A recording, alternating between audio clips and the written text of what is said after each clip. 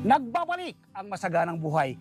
Kasama ko po rin po si Ma'am Clarice. Ngayon po nandito kami sa kanilang taniman ng melon. Ma'am Clarice, napakaganda po ng mga melon po ninyo. Yes. Paano po ito tinatanim, Ma'am Clarice? Mula po sa buto, kami po mismo ang nagpapadugo. So pinupunla nyo po muna sa mga seedling tray. Tapos po, pagkakatanim pong ganyan, hindi po siya mahirap alagaan. At ilang buwan po siya bago tayo maka-harvest? 75, ito pong variety na to, Golden Honey Melon. 75 days po ito. Yes. Na pwede na siyang i-harvest after 75 days. Mm. Actually po, apat na harvest na po namin ito. Yung una po naming dalawa nag-fail po. Yes. Hindi po siya ganyang kalaki. Ito po kasi kasalukuyan ngayon. Kaya po niyang tumimbang ng 1.8 to 2.5. Wow! Yes, Ma'am Clarice, pantay-pantay po ang laki nila. Opo. Ano? Tapos, Pinipili po namin yung ipopollinate po namin na bulaklak. oo. Manual pollinate po yun ng tao. Yes. Pinipili namin kung ano yung may bilang po yan ng nodes. Yes. Yung po yung popollinate po. Ayun, no? Hindi naman po, paano po pagdidilig niyan? Mano-mano po ba? Mano-mano po ba? O paano pong ginagawa Hindi niyo? po. Meron po kaming dripping pen, kung makikita nyo po. Yan Yes, po. yan, okay. Dripping pen. Naka-timer po yan sa cellphone. Yes, May kasama, dyan din po dumadaan yung pataba natin. yes. Naka-control po sa cellphone, nakalagay kung anong time. And depende rin po sa weather. Yes. Halimbawa, maulan siya, Oo. dapat po mas lessen. Kung mas mainit, mas madami po. Ma'am Clarice, umulan at bumagyo, pwede kang umarbest dito, controlled area Yes siya eh. po, controlled Okay, ito po 75 days na. Yes po. Okay, ano pong variety to, Ma'am Clarice? Golden Honey Melon po ito. Golden Honey Melon. Yes Ma'am, dito po ba produce natin sa Pilipinas o galing po sa ibang bansa yung seeds nito? Hindi po, local lang po itong seeds natin. Talaga? Yes po. So, Meron na pinuproduce pong sila talaga ganun. dito sa atin? Opo. Alright. Okay, ito po bang ganyan na variety? Ano po ba yan? Matamis po ba yan? Yes po, meron po tayong tester mamaya para po malaman natin yung bricks level po niyang tinatawag kung Yes. gaano katamis. Yes Okay. po. Bukod po sa ganyang variety, ma'am, na-try nyo rin po ba yung iba? Opo.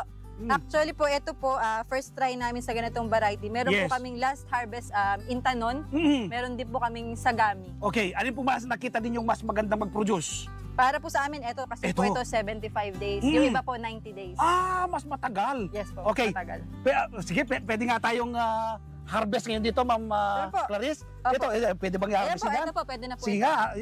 Ito. Yes po. Sige nga, ma'am. Sige po, harvest akin nga. sa akin to. Ito, harvest po nga ito. Guguntingin Dito lang po po natin siya, no? siya kailangan guntingin sa gilid. Okay. Opo. So yung Dito sa mismong taas. ano? Yes. Ano na? Ayan. Kita nyo po, haba talaga naman, oh. Alright. Sabi, Mabigat. pinagmamalaki mo ma'am kanina, matamis ito. Pwede Opo. natin matikman? Yes po. Sige I-test po. po muna natin para talagang Sige nga po. malaman nating matamis siya. Okay. May tester si ma'am, oh. Yes po. Ito. Sige nga, ma'am. Ano natin yan? Naku, malutong. Kapag giniwa mo talagang ano, Alright. Naku, talagang ganda ng kanyang texture, ma'am Clarissa. Alright. Naku. Ang ganda, oh. Yan, Tapos- crunchy po siya. Mm. Hindi siya juicy. Alright. Sige nga, ma'am.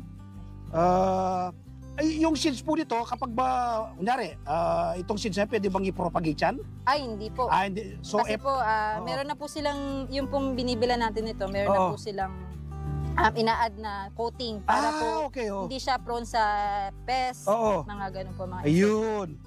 So Ayan ito, ano na siya, no? Naku, talaga naman, oh. tinetest po namin siya, kukuha po kami ng sample. Oo. Dito Ayan. po inaano? Yes po. Ano na, kung gaano siya katamis. Alright, sige, tingnan nga natin. Okay. Ayan, tingnan natin. I-juice siya dapat. Ayan. Aba, talaga naman, may tester po tayo ngayon. Tinetest po ni Ma'am Clarice, ano? Yes po. Tapos nalilitaw po dyan kung yung kanyang tamis na alright, ayun. Ayan po. 15.3 15.3% po. 15.3% yung kanyang tamis. Pwede po natin tikman yan? Yes po. Sige nga po. Atiin mo Ma'am Clarice at Hindi tayo. ati tayo. Yan, nako talaga naman malalaman po namin ngayon kung gaano to kasarap. Malutong po siya Ma'am Clarice, ano? Yes po. Alright. Akin to, yan. Yan. Okay? Ang tamis, Ma'am Clarissa. Paano po natin malalaman sa ating sukatan na masasabi nating matamis ito pong ating harvest? Sa amin po, sa mga kumukuha po sa amin na supermarkets, hanggang 14% po. Oo. Pinaka mababa po na dapat makuha nila. Ito po, 15 hanggang 16 po. Yes po. No? Pasado Grabe. na po siya. Oo. So talaga Ready naman, to harvest na po talaga. nako talaga naman, hindi po ako po isa na sa nagpapatuloy talaga, no? Grabe po ang tamis niyang harvest po dito. Yes po. Natanim po nila Ma'am Clarice. Ngayon, lilipat tayo Ma'am Clarice dito po sa inyong palayan. Okay? po. Di po tayo? Okay po. Alright. Dito naman po kami ni Ma'am Clarice sa kanilang taniman ng palay. Ma'am Clarice, ilang buwan po bago tayo makaharvest ng palay? 4 na buwan po. 4 months! Okay, conforme po sa variety, ano? Mm. Pag sinabi po kasing Nueva Ecija, rice granary po yan. Yes po. Ano? Ilang beses po sa isang taon po kayo nakaka-harvest ng palay? Kami po 3 beses po. 3 kami. crop? Yes po. Aba? Dahil Oh. sa aming solar pump. Yes! Opo. So may sarili kayo supply ng tubig, ano? Opo, deep Hindi well. problema. Yes. Yung isa, yung iba, umaasa lang sila sa tubig, sa udulan, Tama. samantalang kayo Pag ganito, Ma'am Clarice, ano? Itong mga ganito, maganda pong mga variety niya at mga maganda Hybrid pong bumunga. po, yes po. Hybrids po siya, no? Mm. Pag ganyan po ba, ready to harvest na? Opo, within 1 week po. Yes. Pwede na po siyang i-harvest. I understand, Ma'am Clarice, hindi na kayo ma-harvest ng gapas-gapas dito. Opo, meron na po ngayong tawag po halimaw. Halimaw, Halimaw harvester. po ang tawag. Ayun, okay. Harvester. Okay, ngayon po ba pwede tayong ma-harvest na? Yes po. Yun, harvest tayo ngayon ng palay, ano? Ilang hektarya po ito, taniman natin palay nito, Ma'am Clarice? 8 hektarya po. 8 hectare. Tapos yung iba natin doon, yung ating mga greenhouse, 2 hectare yun. 2 hectare, opo. Yun talaga naman. Harvest tayo ngayon ng palay na taniman po nila Ma'am Clarice.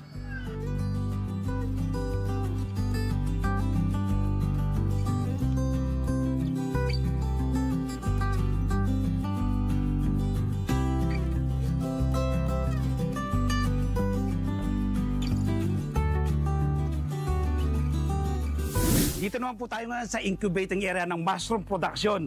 Dito po sa Growbest. Pag ganito, mga ilang araw na po ito? Ito po, 15 days. 15 days na. How about this dito sa aking kabilang side? Ito po, Ito. ready na to transfer sa grow house na. Oo. 1 month na. 1 month na. Ba, talaga naman, oh. Aba, eksaktong gumagawa ito mga tauhan natin. Okay. Alright. Ito po, ano pong ginagamit natin yan, Ma'am Clarice? Ito po, sawdust. And Soda- may mga mix po na sinasama. Okay. Okay, paano po yung procedure niyan? Mukhang si Sir Ray yata yung... Ito po, magandang magpaliwanag si Ray. Magandang Alpo, hapon po. partner po namin dito sa mushroom. Yes, sir. Sir Ray, paano ito yung procedure nitong mushroom production? Okay. Bali sa paggawa po natin ng fruiting bags, mag-start po tayo sa sawdust, ano? Yes, I-pre-compose po natin siya. Okay. Then after po nun, magmi-mix po tayo ng mga organic ingredients Yes. para maging pagkain po ni Amag. Alright. Then after po nun, after composting, ito na po yung ginagawa nila. Binabag po nila. Binabag na. Yes, Alright. pagkatas po nilang ibag, dadalhin po natin siya sa pasteurization area. Yes. Pasteurize po natin siya. Then after that, lalagyan po natin ng binhi. Yes. Ito po, Ito inakita na. nila. May gimbini na. Then lalagay po natin sa incubation area at maghintay po tayo ng 28 to 30 days. After Opo. po nun, mamumunga na po siya at Okay. ready na siya mag-produce ng kabute. Kailan naman po tayo pwedeng umarbest, Sir Ray? After 30 days po niya, sir, paglipat natin sa growing area, nakuha na natin tamang temperature, Opo. yun, mag-start na po siya magbigay ng flowers. Around 32 days, Yes. magsisimula na po siya. Yes po. At tuloy-tuloy po yan, Sir Ray, ano? Yes, mag-last po, everyday po may mag-harvest tayo. Oo. Though for about 3 to 4 months, yung malakas yung yields na binibigay niya. Yes. Ayun Okay. Alright. Tapos, kapag ba ganito, yung processing niya, pwede rin pang personal consumption, pwede rin gawin. Yes, no? sir. Yes, sir. Pwede po. Kasi organic ingredients naman, may mga Yes. pusot kung saan sa paligid po natin na pwede natin gamitin. Opo. Dahil si Amag naman po ay nabubuhay sa mga nabubulok na bagay. Yes. So every organic matter na nabubulok, pwede Yes. yung lagyan ng similya at mabubuhay po si Amag. Ayun. Yan po. So, pwedeng gawin ng ating mga kabayan, ano? Yes po, yes po. Ang pamilya, tsaka Yes. kung pwede na rin nilang inegosyo, no? So, lipat naman tayo ngayon sa growing area, Sir Yes, Ray, sir. ano? Tsaka Yes Ma'am po. Clarice. Yes po. Alright. Nandito naman po tayo ngayon sa growing house ng mushroom production ng Yes, sir. nila Ma'am Clarice, ano? Ma'am Clarice at Sir Ray, ilang araw po pwede na yung umarbest sa ganyan? Dito po, after po natin sa production po, galing Yes. po tayo doon, ano? Alright. Sabi ko po 30 days. Then after 30 days na mag-start na po siya maglabas ng mga pinnings. Yes, Tawag oo. po niyan. Yes, Then oo. after po niyan, after 3 days, pwede na po nating harvestin. Ito na pwedeng harvest ito ganun Yes, kalaki? sir. Yan. Alright, oo. Yung mga So- naka-open na po siya na ganun, Okay. ready na yung age niya. Ilang araw po natin siya pwedeng harvestan? Ito sir, pagka nagbunga siya, Oo. tuloy-tuloy po yan. Tuloy-tuloy siya. Sa loob ng 4 months po yan, Oo. tuloy-tuloy po siyang mamumunga. Yes. Pero not necessarily pinitas mo ngayon, bukas meron ka na. Yes, oo. Meron tayo recovery period na 3 days, then makakapitas ka po ulit Oh, niya. yes. So, Opo. so kasi makikita natin ito, may malalaki na. Samantalang yan, susunod naman yan. Yes po, una-una po ang pitas natin. Yung Oo. adult na po, yung ready na to harvest. Yes. Yun po. Then the next day, yung mga sumunod po na mas maliit. Ma'am Clarice, ano raw pong ginagawa ng sinusuplayan nyo dito? Ano pong ang product po? Mushroom chips po. Chips! Yes po. Oo. Export din po nila yan sa ibang bansa. Wow! Kita mo nga na ang laking ambag na po ng ating kumpanya, Ma'am Clarice.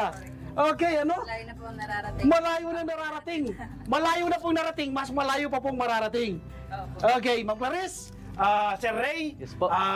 taos puso pong nagpapasalamat Maraming sa salamat Masaganang Buhay Team. Ma'am Clarice, salamat po. At yung mainit na pagtanggap po sa aming grupo. Yes po, welcome po kayo. Welcome back po. Yes. Baka may nais kayong pasalamatan, Ma'am Clarice, na gusto niyo pong sabihin pa na hindi ko po naitanong. Binibigay ko po sa inyo pagkakataon. Siguro po una kong pasasalamatan yung mga tao po namin dito na Yes. laging sumusuporta po sa amin. Na Mm. kahit maulan, kahit anong panahon po, mainit sa greenhouse, malamig dito, Yes. wala po silang reklamo. Mm. Yun po siguro una namin dapat pasalamatan. Ayun, talaga At naman. yung mga sinusuplayan po namin, Yes. kundi po dahil sa kanila, hindi po magkakaroon ng trabaho yung mga tao namin. Sir Ray, salamat po. Thank you. Ma'am Clarice, salamat po sa pagpapaunlak ng panayam at tour sa inyo pong napakagandang farm. Si Ma'am Clarice Kong, owner ng Grobes Greenfield Corporation. Dito po yan sa San Isidro, Nueva Ecija. Huwag po kayong bibitiw. Pagbabalik pa ang Masaganang Buhay.